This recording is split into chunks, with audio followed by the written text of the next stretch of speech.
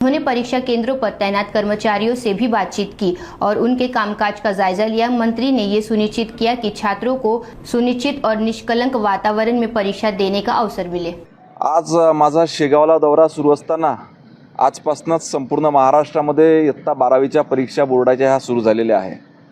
साधारणतः 15 लाख विद्यार्थी 12वीच्या परीक्षा आपल्या महाराष्ट्रातले विद्यार्थी देत आहेत।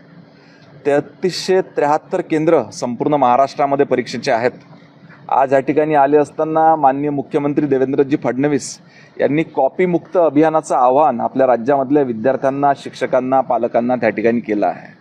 तर ह्या सुरू झालेल्या परीक्षा व्यवस्थित सुरळीतपणे सुरू आहेत की नाही ही शालेय शिक्षण विभागाचा राज्यमंत्री म्हणून माझी देखील जबाबदारी येते। त्यानिमित्तानं आज ह्या ठिकाणी बुरुंगले विद्यालयामध्ये भेट दिली आणि इथे आल्यानंतर दिसलं की अतिशय उत्तमपणे व्यवस्थित व्यवस्था सगळी शाळा व्यवस्थापन समितीने आणि इथल्या प्रशासनानं केलेली आहे।